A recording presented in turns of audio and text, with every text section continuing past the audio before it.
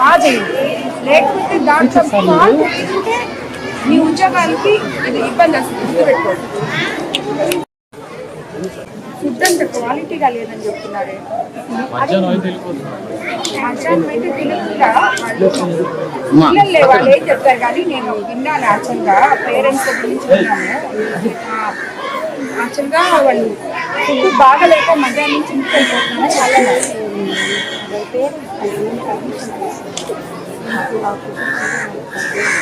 ఏ food మీరు మంచి ముద్దే కదా ఇస్తారు కదా. అంటే రైస్ గవర్నమెంట్ తీసుకొచ్చారు. ఒక్కసారి ఏంటంటే ఆ బస్తాల్లో సన్న నోకులు రైస్ బాగుంటే బాగుంటుంది.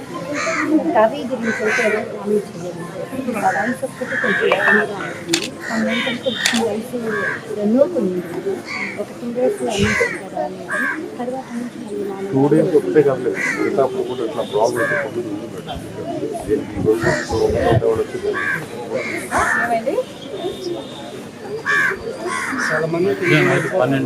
చూడండమ్మా, మీరు ఇంకొక వారం చూస్తామేమో. నేను నెక్స్ట్ వీక్ వచ్చి నేను వస్తాను. వాళ్ళు లంచ్ తినేటారు. అప్పుడప్పుడు వచ్చి ఈ రోజు వచ్చి తింటున్నాడు. ఎక్కడ ఉండే స్కూల్స్ అక్కడ. సరేనా?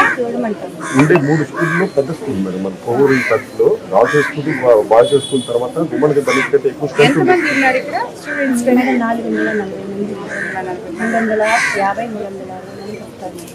కొంచెం ఎక్కువ మంది మైగ్రేట్ అవ్వాలి.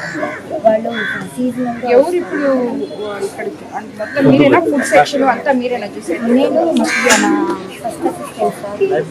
ఎవరైనా మీరేనా? ఫుడ్ కేర్ తీసుకోండి సార్.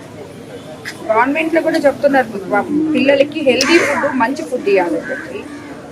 అది మాత్రం ఖచ్చితంగా మీరు కేర్ తీసుకోవాలి. లేకపోతే నేను నెక్స్ట్ వీక్ కూడా వస్తాను. నేను వచ్చినప్పుడు 10th పైన వస్తాము. వచ్చినప్పుడు చూస్తాను.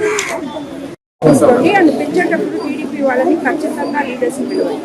వాళ్ళు ఏమైనా తప్పులు ఉంటే చూస్తారు, చెప్తారు. దాన్ని మేము రెక్టిఫై చేసుకోవడానికి అవకాశం ఉంది. గవర్నమెంట్లో మాట్లాడుతారు. చాలా ఇంపార్టెంట్.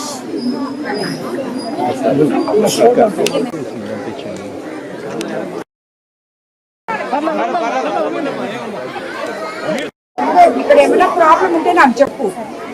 పిల్లలకి మంచి భోజనం పెట్టమని సీఎం గారు చెప్తున్నారు. ఎడ్యుకేషన్ మినిస్టర్ చెప్తున్నారు, లోకేష్ బాబు. కాబట్టి అందరికి మంచి ఫుడ్ పెట్టండి, బాగా చేయండి.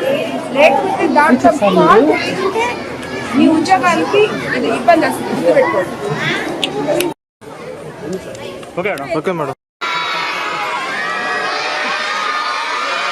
Please subscribe my channel. Please subscribe my channel.